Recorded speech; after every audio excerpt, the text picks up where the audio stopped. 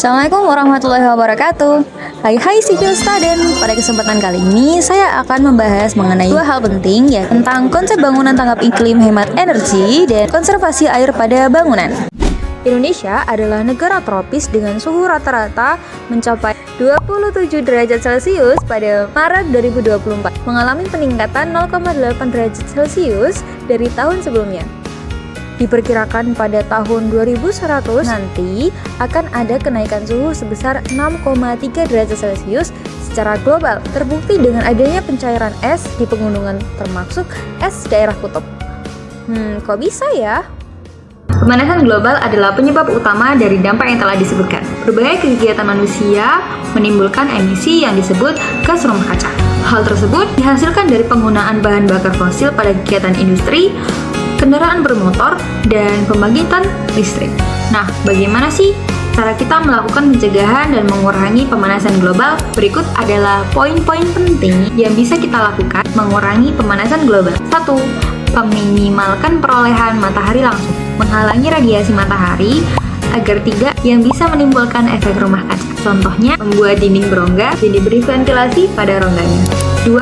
Orientasi bangunan utara dan selatan. Tampak yang ideal itu adalah tampak yang menghadap ke utara dan selatan, karena jika tampak sebuah bangunan menghadap sisi timur dan sisi barat, maka sisi itu adalah sisi terpanas, karena sisi timur dan sisi barat itu yang paling banyak terkena sinar matahari langsung. Jadi, no. Yang ketiga, organisasi ruang yang baik. Seperti peletakan ruangan aktivitas utama diletakkan pada tengah bangunan dan diapit oleh ruang penunjang atau servis di sisi timur dan barat. Berikut 4. Menghindari radiasi matahari yang masuk ke bangunan. Menghindari penggunaan material kaca yang dapat secara langsung menghantarkan gelombang panas dalam ruangan yang bisa mengakibatkan efek rumah kaca. 5. Memanfaatkan matahari tidak langsung untuk penerangan bangunan. Cahaya tak langsung dari matahari dapat memberikan penerangan tapi tidak memberikan efek panas pada ruangan, seperti tritisan atau shading device dan skylight pada plafon. Yang terakhir adalah pemilihan warna dan tekstur dinding luar bangunan. Warna yang terang cenderung memantulkan panas, dan warna yang gelap berlaku sebaliknya. Dinding luar lebih baik berwarna terang agar tidak menambah panas di dalam bangunan. Dan itulah pembahasan kita tentang bangunan tanggap iklim. Seperti yang kita tahu bahwa Indonesia adalah negara kepulauan yang 70%-nya terdiri dari lautan dan 30% lainnya adalah daratan. Nah, hal ini menjadi penyebab utama pemasok air yang jika penanganannya tidak maksimal, maka akan merugikan masyarakat itu sendiri. Maka dari itu, pembahasan tentang konservasi air terhadap suatu bangunan sangat diperlukan pada kesempatan kali ini. Dalam Kamus Besar Bahasa Indonesia sendiri, konservasi diartikan sebagai usaha-usaha untuk menjaga serta melindungi sumber daya alam. Dan maksud dari konservasi air terhadap bangunan adalah upaya penjaga keberlangsungan, keberdayaan daya dukung, daya tampung, dan fungsi sumber daya air terhadap suatu bangunan. Selain itu, sistem konservasi air ini juga memiliki pengaruh terhadap komponen arsitekturnya, terutama dengan pemanfaatan daur ulang air dan pemanfaatan air hujan pada bangunan yang memiliki keterbatasan infrastruktur air bersih.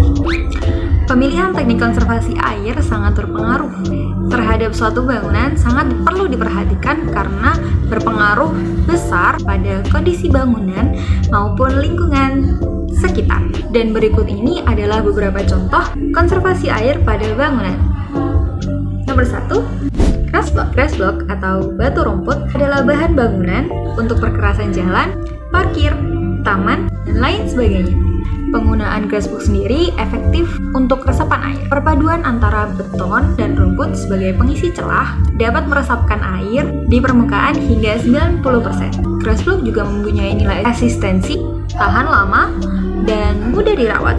Yang kedua, sumur biopori.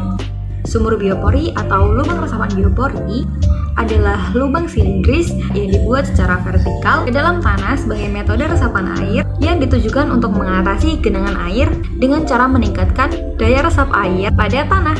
Metode ini dicetuskan oleh Dr. Kamir R. Brata, dan beliau adalah salah satu peneliti dari Institut Pertanian Bogor. Selanjutnya adalah sumur resapan.